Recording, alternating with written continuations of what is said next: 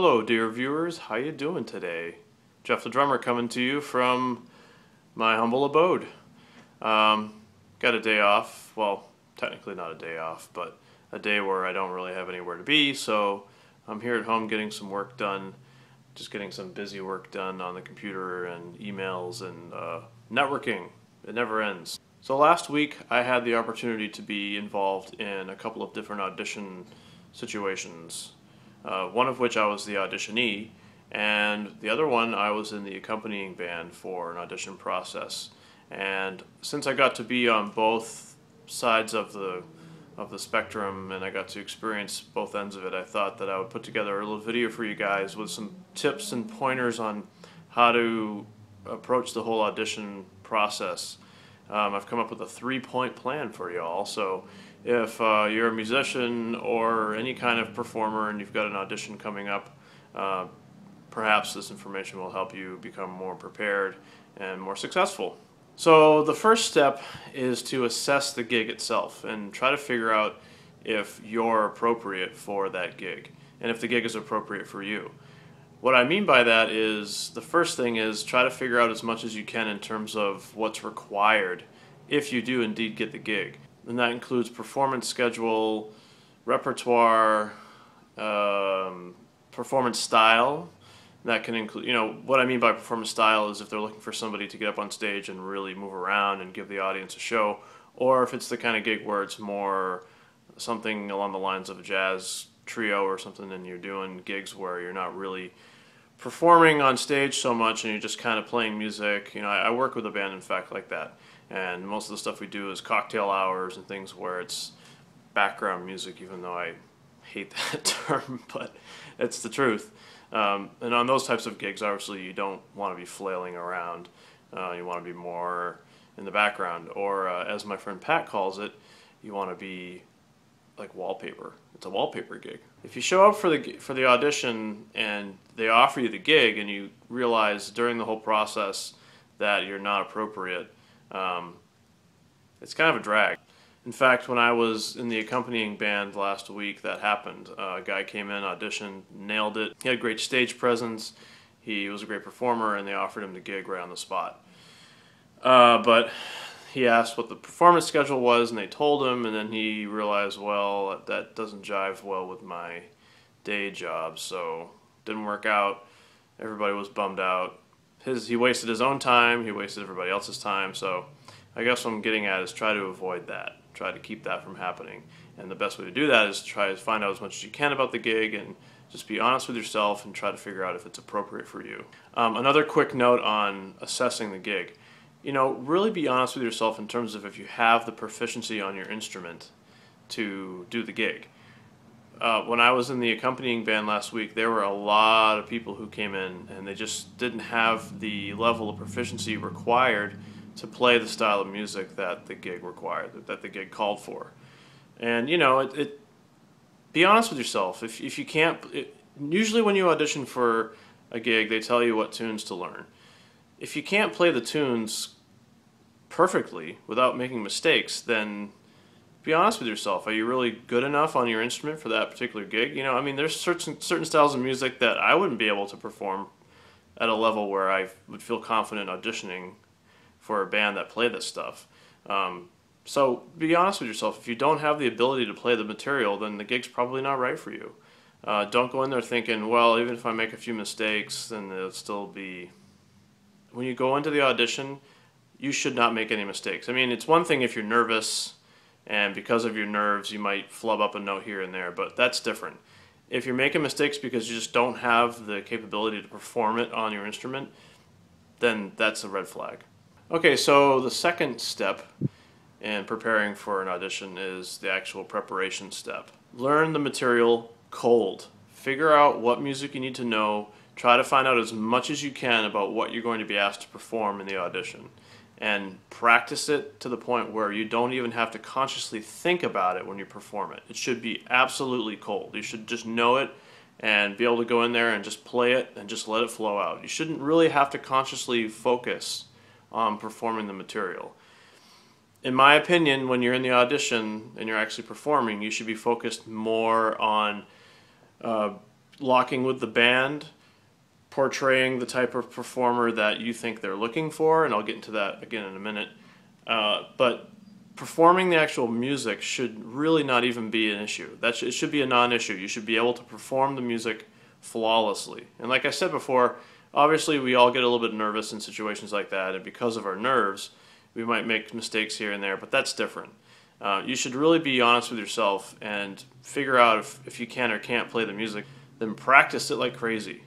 The audition that I went for last week, where I was the audition-e, I spent 4 days, I think, listening to the music nonstop, and then I spent several hours playing through the music just to make sure that I really could pull it off and not really have an issue with it. When I went into the audition, I wasn't focused on whether or not I could play the music, and I wasn't focused consciously on the music. I just let it happen because I knew that I knew the music and I knew the songs.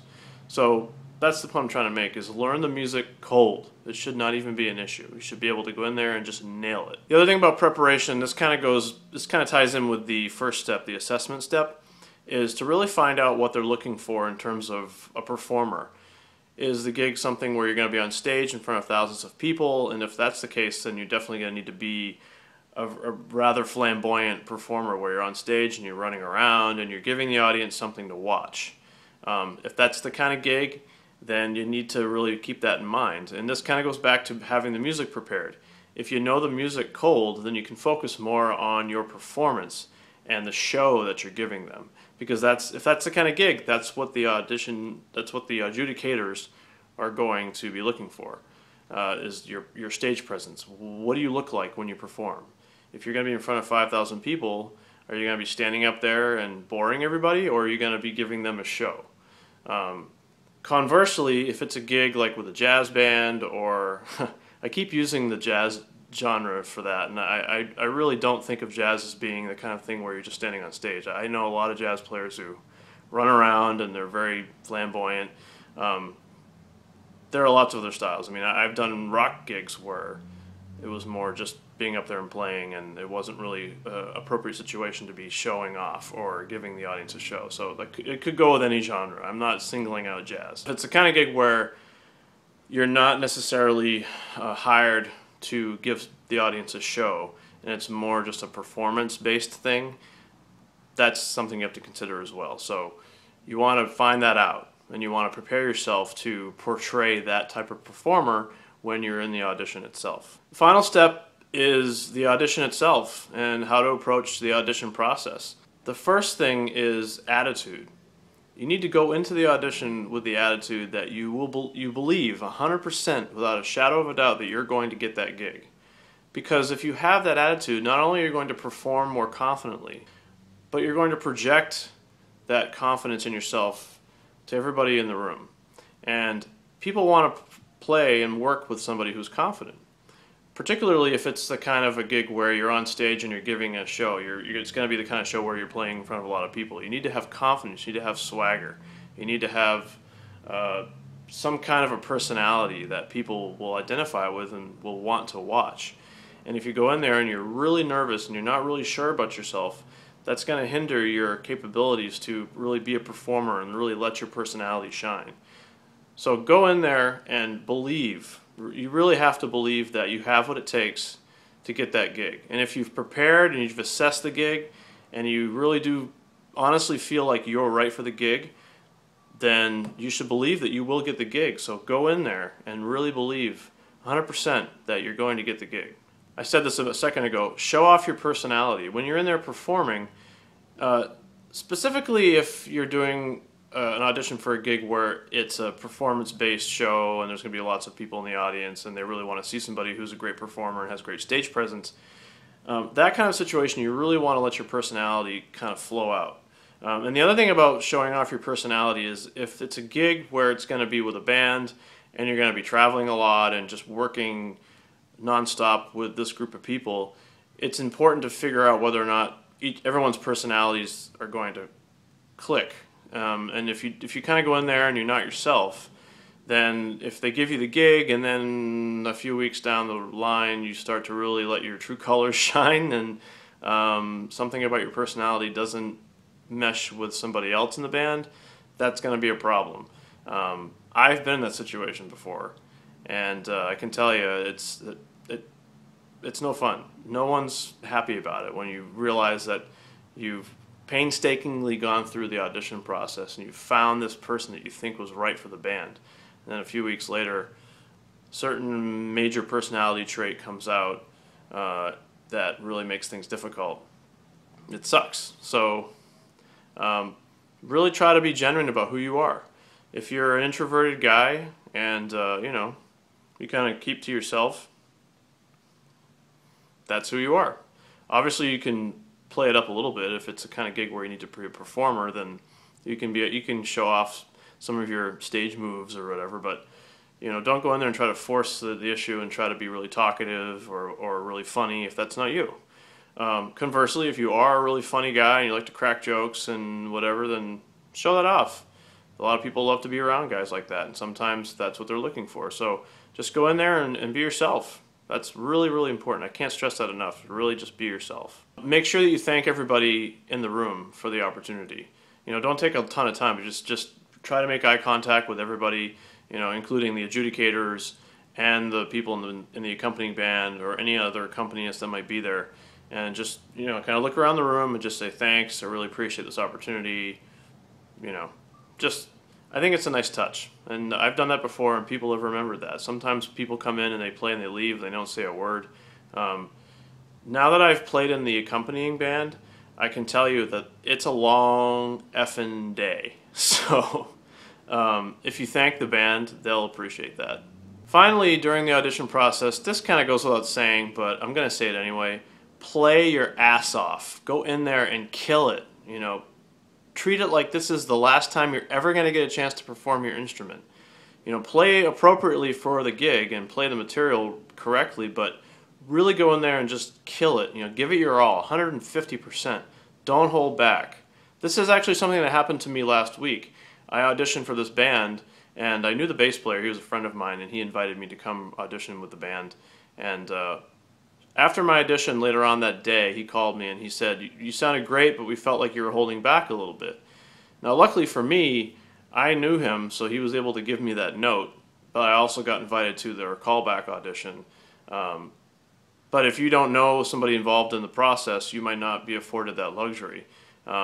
So really try to go in there and don't hold back, give it your all, show off your stuff, play appropriately for the material, but really make sure that they get to see who you are as a person, who you are as a performer.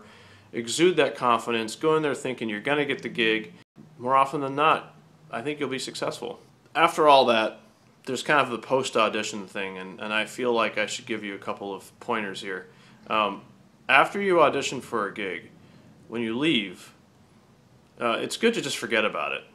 You went in there, you gave it your all, you did everything you could to get the gig. Now the ball's in their court. So I know it's tough. I mean, I go through this all the time. I'll get out of an audition and I'll be like, oh, I should have done this better. I could have done that better. Why did I say that? Things like that. But in reality is there's nothing you can do at this point. It's done. It's over. It's in the past. So just leave, move on, go do whatever else you have to do that day, and just get on with your life. And hopefully you'll get a call. Maybe you won't, but try not to dwell on it too much, I guess is what I'm trying to say. If you are invited for a callback audition, basically follow the same procedure. I mean, I guess there's a couple steps you can skip, like you don't necessarily have to assess the gig, and you already know what the gig entails and what they need. But you're probably going to have to do some preparation. So if you're invited for a callback, try to get as much information as you can from them. Ask them what the material is that you're going to have to play, if there's any other types of things that they want to see, if they want to do kind of like an interview. I've actually done auditions before where during the callback, after we perform, we sit down and talk and that kind of thing. So try to find out as much as you can in terms of what's going to be involved during the callback. Quick note on follow-ups. My opinion on follow-ups is that you should only follow up with them if you have a personal relationship with somebody involved in the process. For example, in my case last week when I was auditioning, I knew the bass player. He was a friend of mine. We worked together in other situations. So later on that day, I just shot him a quick text and said, "Hey man, just wanted to thank you for having me over. Please tell the guys I really appreciated it. I had a great time. Hope to talk to you soon." And that's it.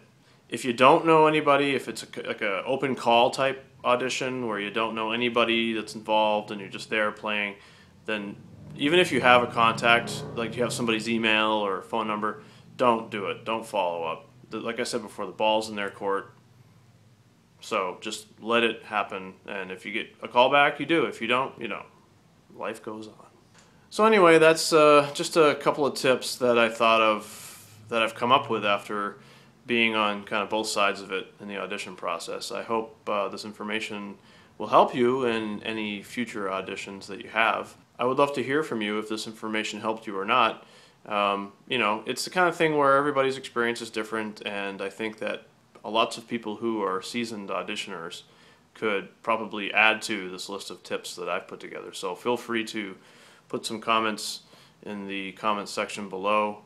And I guess that's it. So I am Jeff the Drummer. Thank you so much for watching. If you haven't already done so, subscribe and tell all of your friends about the show. I truly appreciate it. You can find me on Facebook at Jeff the Drummer. You can find me on Google Plus and YouTube, Jeff the Drummer Show. You can find me at Twitter as JTD Show. And please visit me at my website, JeffTheDrummer.net. There's a forum there. It's absolutely free. All you need is an email address to sign up. And feel free to post questions, comments, whatever's on your mind. I want to hear from you. I want to hear how this makes you feel. How does this make you feel? So anyway, until next time, as I always say, keep it grooving, and I wish you a fine week and weekend. See you next time.